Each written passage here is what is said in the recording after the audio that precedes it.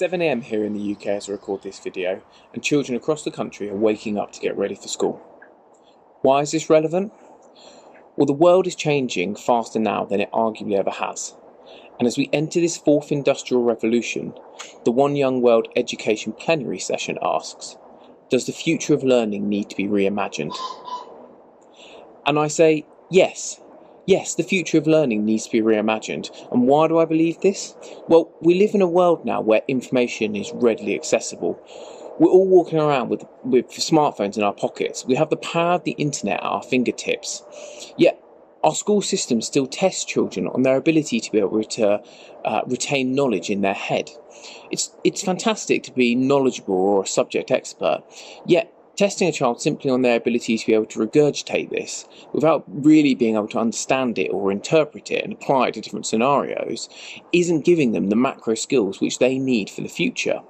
You know, if you take a practical example from my experience as an accountant, my clients no longer ring me to ask for the withholding tax rate in South Africa or the sales tax rate in Florida.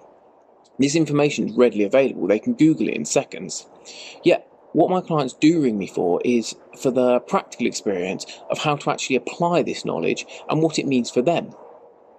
So what does this mean then for our education system, and what skills do we need children to have in the future?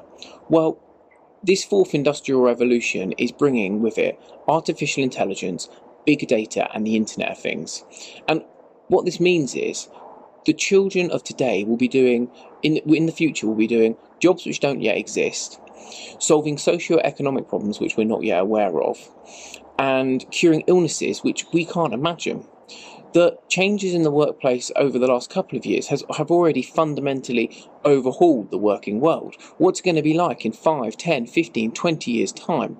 Again, take my experience as an accountant and the changes which have happened in the industry over the last couple of years. Receipt Bank is automating invoice processing. Xero and QuickBooks are overhauling the bookkeeping and data processing. And if you look at the likes of the Big Four, many of them already offshore tax compliance due to the cheaper labour costs overseas. So what does this mean then for our education system? What skills do we need children to have in the future? I firmly believe that we need children to be able to think critically, to be able to apply information to different scenarios, to be able to apply logic, to be creative. Actually, there's a huge amount to be said for being creative, and because that gives you the skills you need to apply data and information to different circumstances. We also need children to have empathy, to be resilient, and these are some of the macro skills which are going to stand them in good stead in the future. So how do we go about giving them these skills? What do we need to change? Well, I firmly believe that we need to empower teachers and learning experts and educators. These are the people working with children every single day. These are the best placed people to understand how children learn and how we can deliver them these macro skills. A scary fact, in 2012, the English history syllabus was rewritten by the then Education Secretary, Michael Gove. He rewrote it himself. I don't believe an MP is the best placed person to come up with our education syllabus in the UK. Teachers and academics are far more qualified to do so. If you look at countries which perform particularly well in the OECD's influential PISA rankings, such as Finland, say, and Singapore, which both rank in the top 5, there's a lot of consistency in their approach. Education in these countries is less government-led, is less bureaucratic, and government puts the power in the hands of educators and academics. And B, it's actually interesting, teachers teach less in these countries. They have more time to devise lesson plans, and share knowledge between other teachers and schools, and deliver lessons which give children the macro skills which they need.